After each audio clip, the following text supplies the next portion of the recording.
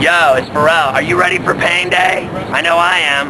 So what we're going to do on the show every week is hang out at the legendary Hurley's in New York City on 48th Street between 8th and Broadway. And we're basically going to smack heads and talk football and set you up every week with the biggest college and pro football games and the games that you want to get action on. So follow me inside this great bar in Times Square and let's see what kind of trouble we can get into. You got to love Hurley's. It's our favorite place. Look, it's the owner, Paul, and his buddy Clyde. They run the place.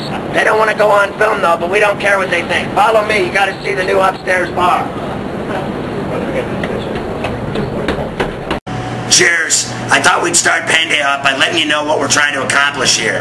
You got the start of the college football season Thursday, and that same night, it's the last night of preseason NFL games, and then a week from then is the opener with the Vikings and Saints. So what we're going to do is take you through every game up until Monday night when Boise State goes to Blacksburg to take on Virginia Tech. Frank Beamer just got a new deal. Now here's a couple of things that I wanted to talk about going into the college football season. It's been about scandal. It's been about NCAA investigations, probes into programs that is just unequaled in anything I've seen in the last decade. I mean, they've gone after everybody. North Carolina, South Carolina, Georgia, Tennessee, Florida, Miami, West Virginia, Michigan, USC. It's almost like, who aren't they investigating at the NCAA? So let's take a look as we start the season off with a bunch of games on Thursday night. Some of them you may not be interested in, like the game in Ames, Iowa between Northern Illinois and Iowa State.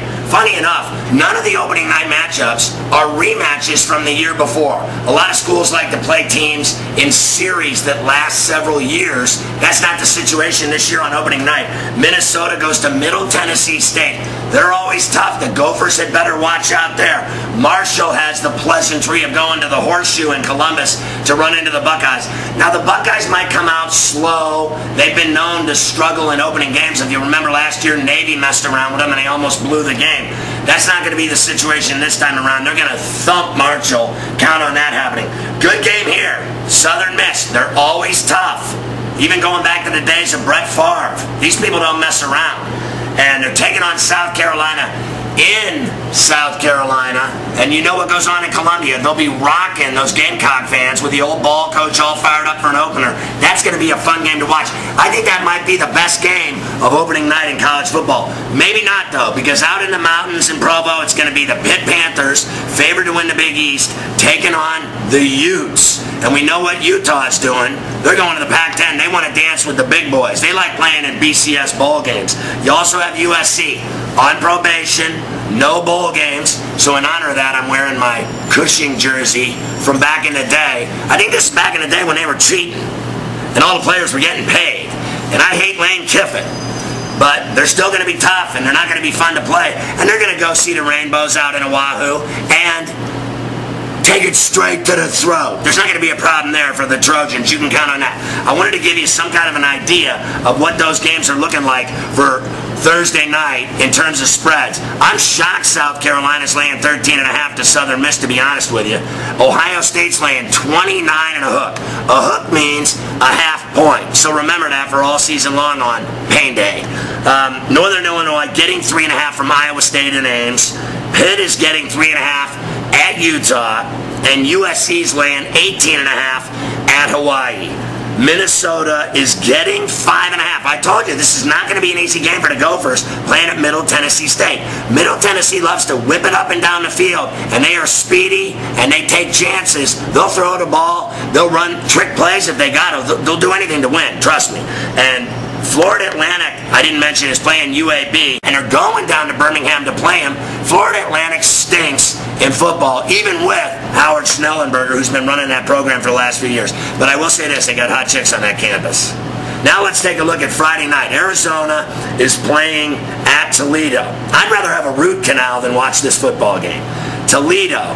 Are you kidding me? This is what they're going to offer me up on a Friday night? And what has happened to Arizona football? God, they suck.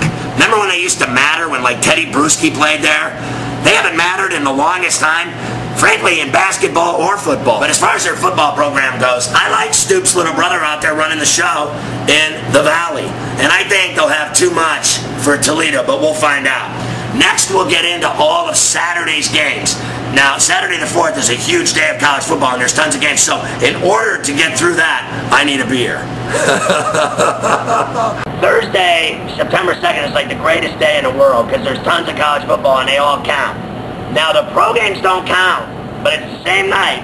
So it's like a plethora of football games until you're blue in the face. I mean, look at this. It's the last night of the preseason in the NFL, so they got every single team playing. That's a beautiful thing. You got the Bills and Lions in Detroit, the Bengals and Colts in Indy. They're going to be raging and napped on the Pats. Go to see the G-Men Big Blue in the new Meadowlands Stadium. Falcons and Jags in Jacksonville. The Jets and Eagles in Philadelphia. Panthers and Steelers at Heinz Field. They're going to be eating Stromboli's and pouring Heinz ketchup on them. Bears and Browns in Cleveland. Dolphins and Boys in the new Cowboys Stadium. Bucks and Texans in Houston. Packers and Chiefs at Arrowhead. Broncos and Vikings indoors. Brett Favre and company getting lubed up. Ravens and Rams in St. Louis. That's my boy Roger Saffold, baby. Protect Sammy Bradford. Get it done, big fella. Saints Titans in Tennessee. Skins and Cards out in the Valley. Seahawks and Raiders in Oakland. In the city by the bay. And then you got the Chargers and Niners in San Francisco. So double games in the Bay on that Thursday night. All right, so let's focus now on Saturday's blowout college football lineup. I got an idea. Bring me all those spreads for Saturday. And another beer. All right, let's focus on Saturday's big games in college football. And like I said, they all count, baby. That's what I like about college football. None of this games that don't count, preseason, none of that. It's just straight into it. There's tons of great games.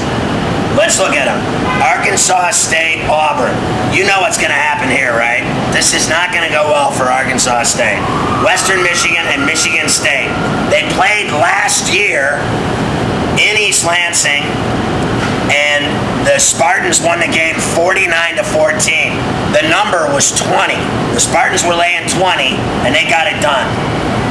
Western Kentucky and Nebraska are playing in Lincoln. I love Bo Pelini's team. They're going to be highly ranked all year. Do not mess around with this team. I am telling you, they got a great defense, even though they lost Sue. Illinois and Missouri again. They played last year in Champaign. Now they're playing in Columbia, Missouri, home of the Tigers. Last year the Tigers blew them out, 37-9, and Illinois was laying 6.5. So you got to wonder what Pinkel's doing out there in Columbia. Maybe he's got himself a football team brewing in Mizzou. Kentucky and Louisville, great rivalry. They're playing this time at Louisville. Last year they played in Lexington, and Kentucky won the game 31-27. So is it revenge time for the Cardinals? Kentucky was laying 11.5. They didn't cover it. Be careful laying double digits in huge rivalry games. This could be another game just like last year. Tight, but they're playing in Louisville, so you might have a different outcome this time. I say it's still close.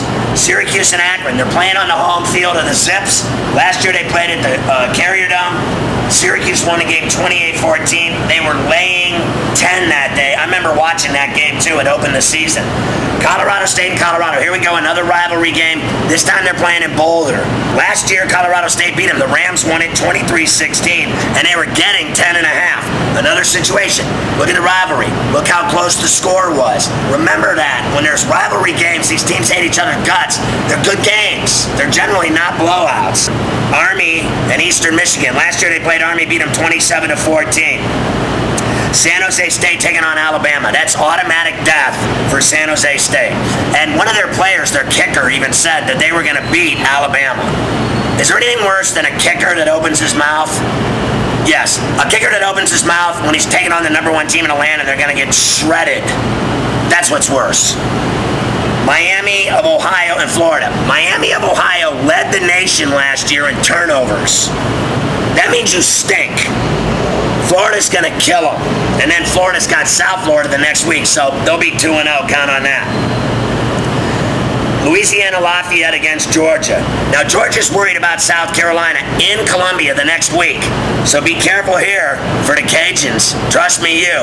Georgia's way better, but you know they're thinking about the Gamecocks. You got to watch out for teams that have a huge game the next week, that have a cream puff in front of them, and then a tough game the following week. Now you got UCLA at Kansas State. Snyder's team got licked by him 23-9 last year in the Rose Bowl.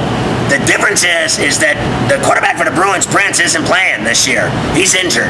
So forget about him on that Saturday game in Manhattan, Kansas. By the way, I got bed bugs in Manhattan, Kansas once. I think they were crabs, but I'm not sure. Connecticut and Michigan. I think UConn can beat the Wolverines, don't you? Who can't beat Michigan these days? Don't you love watching Rich Rodriguez have trouble sleeping? I mean, this guy is under so much trouble from the NCAA, and everybody in West Virginia wants him dead. This is going to be a good game. It's in Ann Arbor. And then Wolverines have to go to South Bend to see the Irish. But then again, they haven't won since '88. Even with Brian Kelly, everybody's all excited. Charlie Weiss can tell them what happens when you don't win in South Bend. He just kept getting fatter. Purdue and Notre Dame. This is going to be a great game in South Bend to start it off. Last year they played, and Notre Dame barely won it 24-21. They were laying 8.5. They didn't cover. So watch out here this year. Utah State at Oklahoma. The Sooners are always tough, but they got Florida State the following week, so they'll take it out on Utah State. But Utah State wasn't that bad last year. They scored a lot of points. New Mexico and Oregon. Oregon's got Tennessee the following week on the road in Knoxville, but I think that the Ducks of Chip Kelly are a lethal, dangerous football team this year. Believe me, they're going to be running for it in the Pac-10. Texas and Rice, this is going to be easy for the Longhorns. They're going to rock and roll with their new quarterback. You got Washington and BYU. I'm hearing BYU now saying they're going to stay in the Mountain West and not jump out of conference. They changed their minds. And you're going to see Jake Locker, the quarterback, taking on BYU. That's going to be a great game. I think that's the game of the weekend, to be honest with you, on Saturday. North Texas going to Clemson. That won't be fun at the Rock. Memphis and Mississippi State. Mississippi State Bulldogs should handle them here. Too much speed for Memphis. Washington State and Oklahoma State. This will be a very physical game, but I still think Washington State stinks, and I'm going to go with the Cowboys there. Bowling Green and Troy, they played last year. Bowling Green blew them out 31-14, but Troy's always a good football team. They play Oklahoma State the following week. You've also got Northwestern at Vandy. Vandy's got a new coach. Their coach walked out on them a month before the season started. Oregon State and TCU. The Horned Frogs, everybody knows what they did last year. They kicked ass and took names.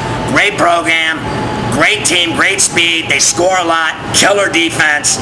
This should be easy. I like Riley, though. The Beavers have a great team, but I don't think they're good enough to go into Texas and to beat Texas Christian on the road. North Carolina and LSU.